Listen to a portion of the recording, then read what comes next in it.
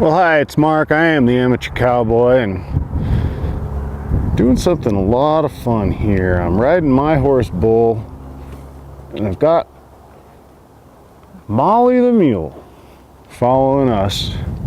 And all I'm going to do is continue a segment I just recorded where I was looking for some basic yielding to pressure by this mule. But instead of me doing it from the ground, I wanted to see if I can do it from the top of my horse.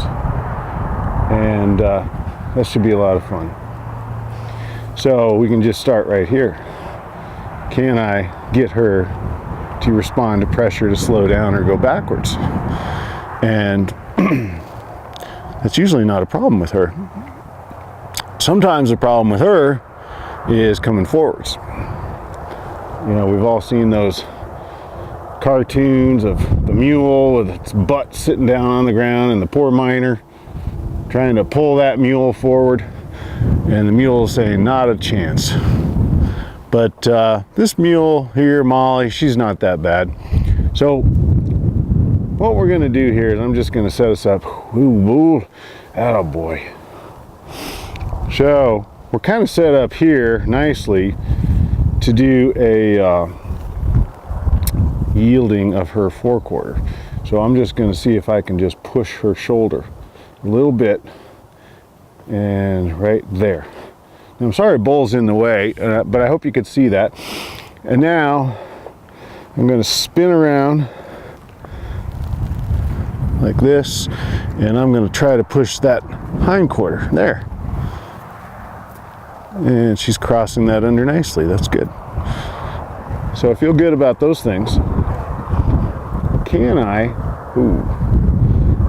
get her to back straight away from us without cueing Bull? And that's one of the challenges when you're there. And I only got one step, maybe there's another step. But one of the challenges when you're on a horse or mule and you're trying to work with another one is, can you isolate and make your cueing for each animal separate? So I want Bull to feel my energy in my legs, my body, maybe the reins. But when I start to do something with this, that should apply only to the mule, right? So back. Oh, now see, I let go of that lead on the end and it smacked my horse Bull. And now he was like, what do you want? She's not moving, so I'm going to amp it up a little. I'm going to be like, you better back. You better back. There. Now what's important there is I had to amp it up almost as much as I could with this rope, and the second she took a step back, I released completely. So it wasn't like I was mad at her and trying to punish her. It was just, oh, you just need to take a step back. So the ultimate challenge here for me at this stage, it's kind of funny to say it that way, but can I move Bull forward a little bit more? Can I get this mule to walk circles around Bull and me? And I don't know if I can or not. I'm going to try. There she goes. Now, I don't expect her to keep it going very long. But what I do is the second she moves, I go back to neutral. And one of the things that she has to learn, and Bull had to learn it too, neutral in my body does not mean stop. Neutral in my body means keep doing what you're doing. Don't change direction, don't change gait. Smart mule, she's learning to do this stuff behind my back, right? Now, if I had to, and I don't because she's so smart, I could readjust Bull and apply a little pressure and so forth. But she is a quick learner. And now I'm going to try to be completely neutral and not lead with my hand. Unless she stops. Then I'm going to lead.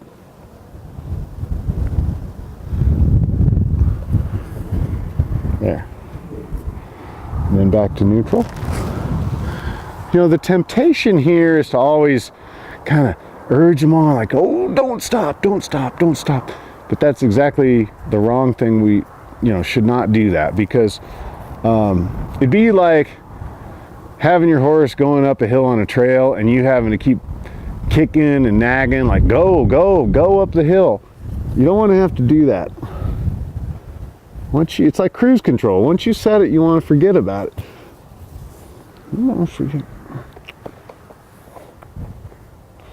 I may have to do this from over here so I can get some leverage. It's all about giving some feel on that rope. There. Now I'm blessed with a horse bull here who will stand and deal with this. Some of you might have horses that this is the last thing in the world they'd want to do is stand here. They'd want to move their feet and prance around, but Lucky Bull's not like that. Okay, I'm going to do the same thing I did before. Let's get myself some leverage. There. Now, if I could just get one complete lap, I think I'd be happy with it. And then what we'll do is we'll disengage the hindquarters, basically saying, wow, you did such a great job. You get to relax. But she's not quite willing to do that. I want to smack her on the hind there. And I got my own horse bull there. I don't know if you saw that. I did. And bless his heart, he knows I don't mean it for him. Not all horses are so forgiving. So if we can get her to come around on my right, that's the easiest place for me to ask for that disengage, and I'll show you why. She's almost there. Go over Bull's ears. She's coming over my shoulder, and now I'm going to ask for that disengage, where I can reel her in just like that and pet on her and let her know she's a good mule. Well, I know it's not the most exciting thing in the world, but I challenge you to try that with a fairly green animal from your mount and see how it goes. Then, once you've got that down, you take your horse out, whether it's on the trail or in the arena, it's just you and your horse. Your horsemanship will advance by leaps and bounds, because you have been up here thinking through all of these different variables, and now all of a sudden it's just you and your horse, and it's going to be so much better. So if for no other reason than to improve your own horsemanship, doing these kinds of things is really important and a lot of fun. Well, I hope you enjoyed that. I did. I'm Mark. I'm the amateur cowboy on my horse, Bull, and I got Molly the mule back here. Thanks again. God, your ears are big. Ridiculous. Are you part jackrabbit? I think she's part jackrabbit. What do you think?